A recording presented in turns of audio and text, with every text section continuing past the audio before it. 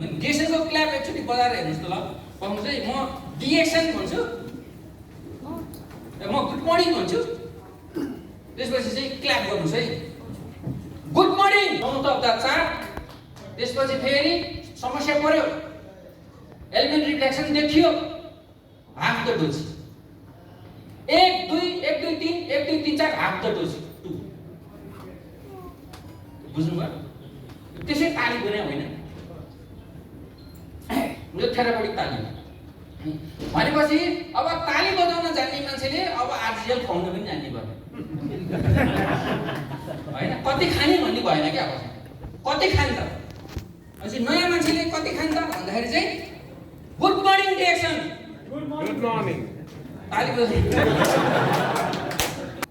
होइन। व्याकुतामा कुहिने गुण हुन्छ। जब व्याकुतामा कुहिने गुण हुन्छ तब बल्ल त्यसलाई सर्पले खान्छ। हो, हामीले पनि के भन्नु पर्यो, त्यस्ता खाना खानु पर्यो जसमा कुहिने गुण ज्यादा छ। भन्नाको मतलब अनकुक्ड फुड। बुझ्नुभयो नि? त्यो सर्पले त कुरो बुझ्छ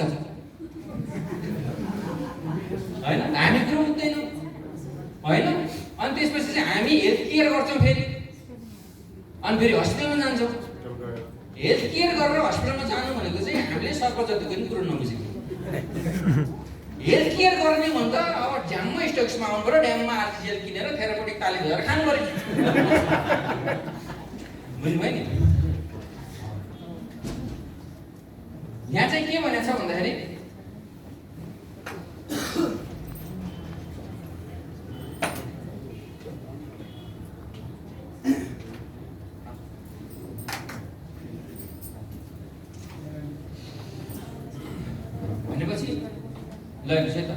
enzyme theory the food is के हुँदो रहेछ, डायबिटिज प्रब्लम के लिए हुँदो रहेछ, पेन्क्रियाज।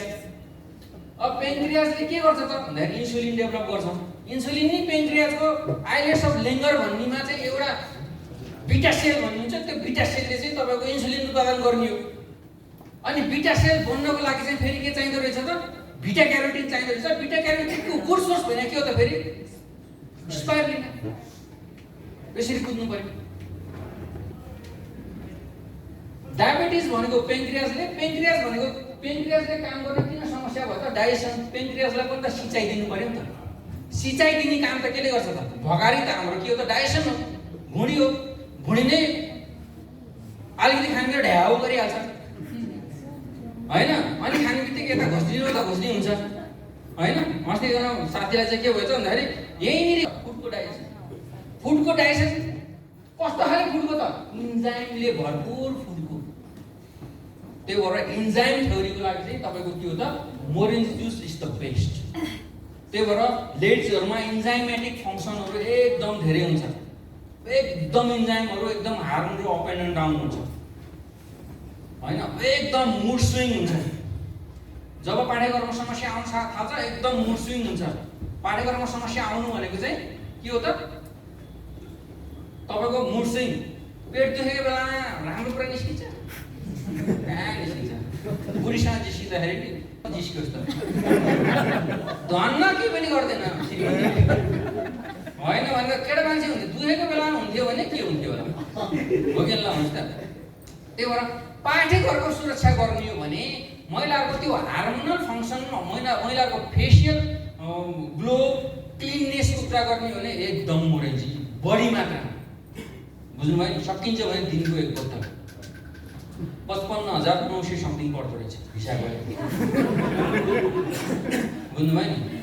55,900 समथिङ पर्दो रहेछ महिनाको होइन। महिनाको मैले त खाएन र खाने मान्छेले भनेको छु 6 दिनको गरेर एकै बोतल खान थाल्यो भने त अब मोरेन्जी चाहिँ एक बोतल, आर्जेल एक बोतल, त्यसपछि स्पाइरुलिना एक बोतल होइन। कफी एक पुरिया फुल हुनको लागि त अब मेनामसरै हुनुपर्छ। पुनः सरले खाइरहनु भएको जमानाबाट होइन।